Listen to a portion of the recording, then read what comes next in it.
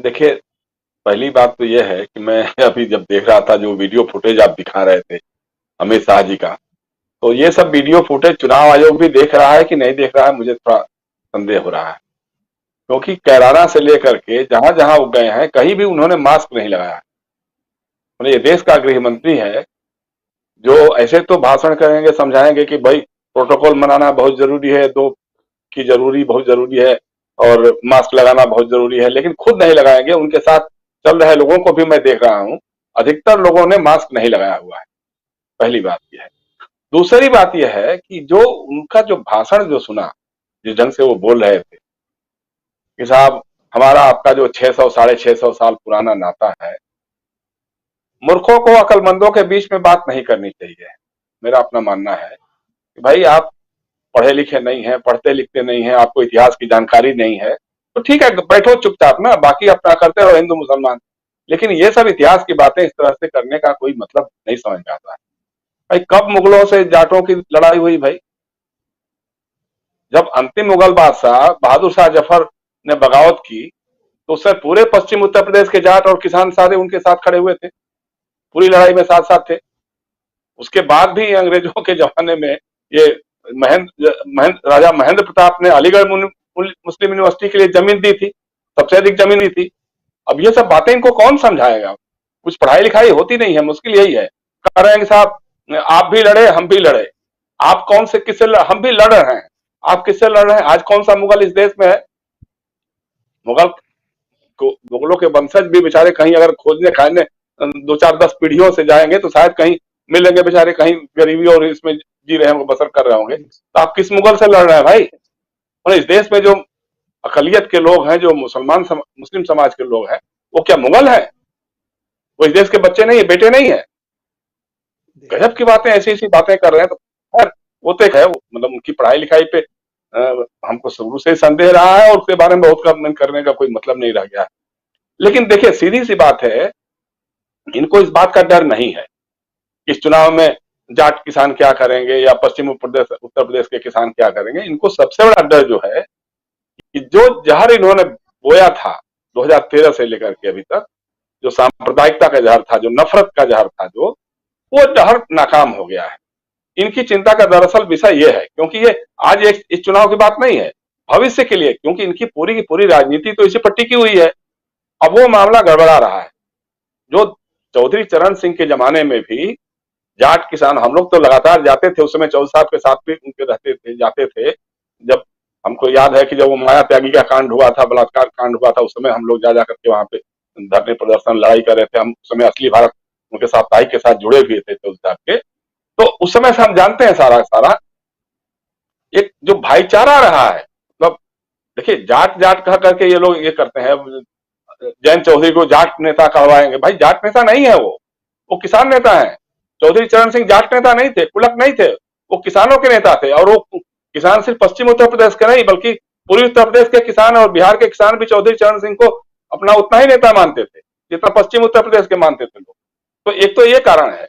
वो जो गंगा जमुनी तहजीब थी, जो मिलजुल करके लोग रहने का, खाना पीना, जैसे हमारे तीनों मित्रों ने अभी बताया भी था कि पश्चिमी उत्तर प्रदेश में एक जो साझा संस्कृति थी, साझा विरासत को लेकर के साझा संस्कृति जो चल रही थी, उसको लेकर के जी रहे थे लोग। अब उसको तोड़ने की कोशिश इन्होंने की, उन्होंने बहुत सफलतापूर्वक की, सही बात है। 2013 में जो सांप्रदायिक दंगे हुए और उसकी चपेट में मतलब जो अफगानिस्तान के वीडियो फुटेज सोशल मीडिया पे दिखा दिखा कर इन्होंने दिखाया कि देखो साहब मुजफ्फरनगर में क्या हो रहा है, और उसका असर पूरे हिंदुस्तान में पड़ा। 2014 के चुनाव में एक पोलराइजेशन हुआ, अलग ढंग का हुआ। यहां तक कि उसके बाद बताइए चौधरी अजीत सिंह जैसे आदमी भी चुनाव हार गए, कम वोट से हार गए लेकिन हार गए। जन चौधरी भी चुनाव हार गए। तो ये हालत हो गई थी। अब उसको इस जो माहौल जो बदला है, इसमें इनकी वही जो अहंकार आता गया, उस अहंकार ने इनके लिए समस्याएं खड़ी की। किसान आंदोलन शुरू हुआ, 13 महीने 14 महीने तक किसान दिल्ली की सीमाओं पे आकर डटे रहे, जाड़ा गर्मी बरसात। मतलब हम तो कल्पना नहीं कर सकते हैं, हम और आप जब जाते थे वहां पे देख करके वो जो हालत थी वहां के लोगों की, मतलब गुस्सा भी आता था।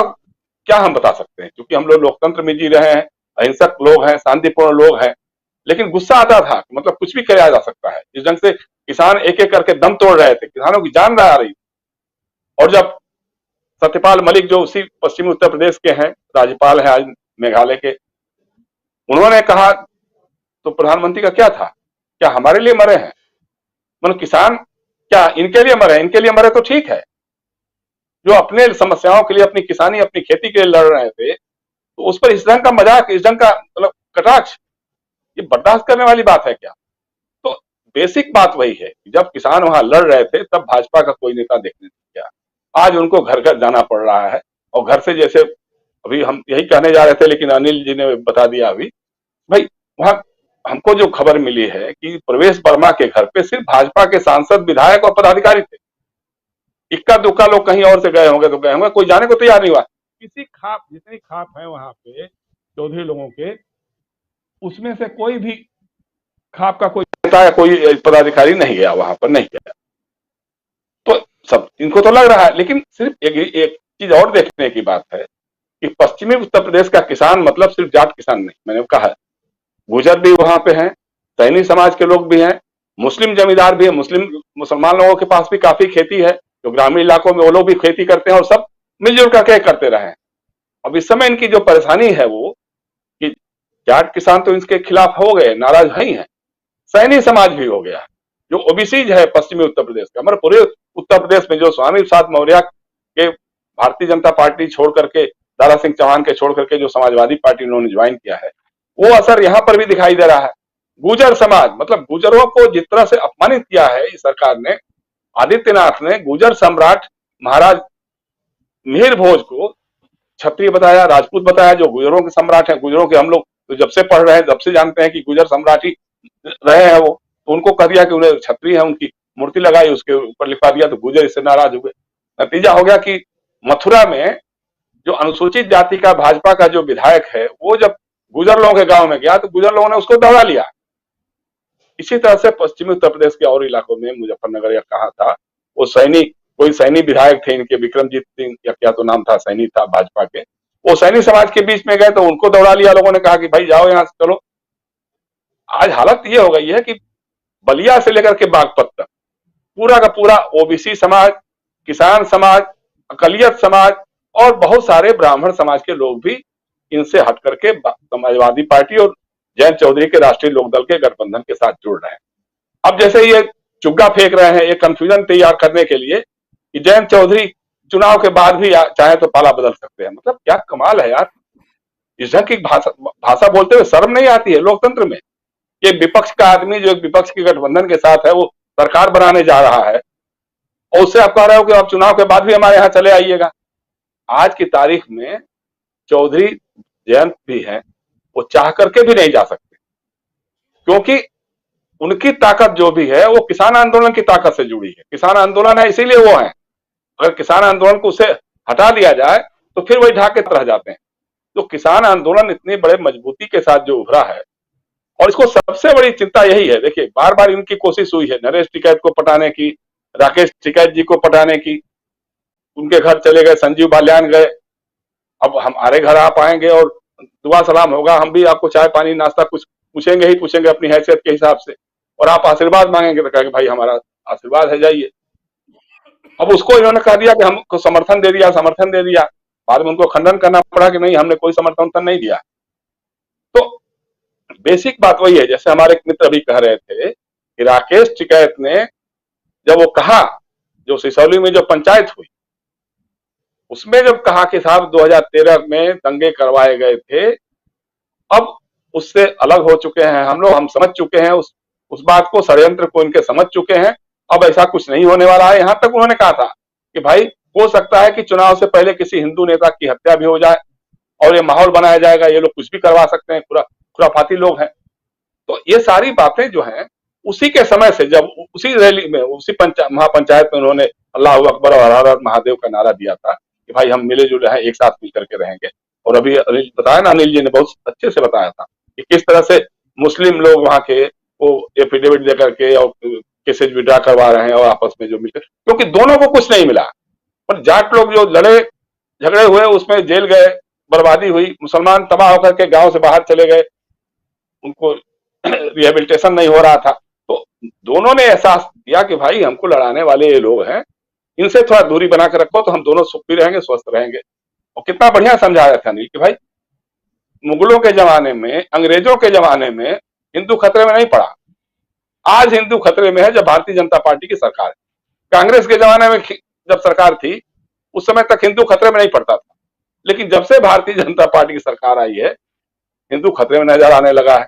और मजाक पर मजाक, मतलब आप किसान, एक तरफ किसानों के बीच में जा रहे हैं, आप उनसे बात कर रहे हैं, और मुझे ये लखीमपुर खीरी के किसानों को न्याय कब मिलेगा, कभी बता नहीं रहे हैं आप।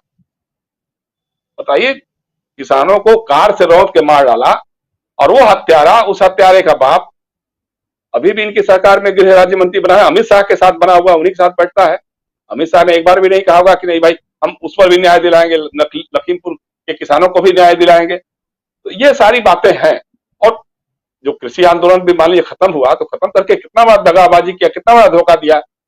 कृषि विधेयक वापस किया तो ये तो कोई बात ही नहीं थी, ठीक, वो तो आपने थोपा था, वो आपको वापस लेना पड़ा। लेकिन जो एमएसपी की गारंटी का जो बात थी, जो किसान मांग रहा था कि हमको एमएसपी की गारंटी दीजिए, जो आप एमएसपी डिक्लेयर करते हैं, न्यूनतम समर्थन मूल्य, उसी मूल्य पे हमारी फसल की खरीद होगी। सरकार ने समझौता कर लिया, आज वो आदमी गायब है। जितने मुकदमे चले थे किसान आंदोलन पे, वो हुआ कि सब केसेज विड्रा हो जाएंगे, वो आदमी आज लापता है, कहीं कुछ पता ही नहीं चल रहा है। जो 700 किसान मारे गए, मरे, उनके लिए मुआवजे की बात हुई कि उनको मुआवजा दिया जाएगा, ये भी सरकार ने लिखित समझौते में किया। अब एक भी बात को वो समझने को तैयार नहीं है, सुनने को तैयार नहीं है। किसान आंदोलन के नेता इधर उधर घूम रहे हैं, कहीं कोई बात ही नहीं हो रही है। जो वार्ताकार थे वो सब गायब है। तो ये सारी चीजें, मतलब देखिए, एक तो होता है घाव राजीव जी, दूसरा होता है घाव पे नमक छिड़कना। तो इस सरकार ने लगातार किसानों के घाव दिए और उस घाव पे मरहम लगाने के बजाय नमक छिड़कने का काम किया। तो अब इस चुनाव में हमको लगता है कि किसान संयुक्त रूप से मिलजुल करके, चाहे वो पिछड़ी जातियों के समाज, आज अमित शाह को याद आ रहा है कि साहब जाट किसानों को आरक्षण देने की बात थी, उसको लागू किया जाएगा। भाई 7 साल से आप क्या कर रहे हैं? आपने तो उस समय कहा, हरियाणा में जिस तरह से आपने पिटवाया, मरवाया लोगों को, जाट किसानों को, जब वो आरक्षण की बात कर मांग रहे थे, तो चुनाव आया है तो आपको सब कुछ याद आ रहा है। लेकिन अब इन सब बातों से हमको नहीं लगता है, और हमको लग रहा है कि जो सलीम कह रहे थे या वीरेश तरार कह रहे थे, अनिल रायल कह रहे थे, तो तीनों में कोई फर्क नहीं है कि तीनों की बातें घुमा फिरा करके लगभग एक ही हैं। और वो यही मैसेज दे रही हैं कि इस बार पश्चिमी उत्तर प्रदेश से भारतीय जनता पार्टी का सफाया सुनिश्चित है। सीटें कम अधिक हो सकती हैं, जितना कोई कुछ कह रहा होगा, कोई कुछ कह रहा होगा, ये हो सकता है। लेकिन ये बात तय मान लीजिए कि सारे षड्यंत्र इनके विफल रहे हैं। जितने इन्होंने प्रोवोकेटिव भाषण दिए, धर्म संसदों से दिलवाए, जगह जगह से बयान दिए, इसके बावजूद कहीं कोई प्रतिक्रिया नहीं हो रही है, कहीं कोई उसका उत्तेजना नहीं हो रही है।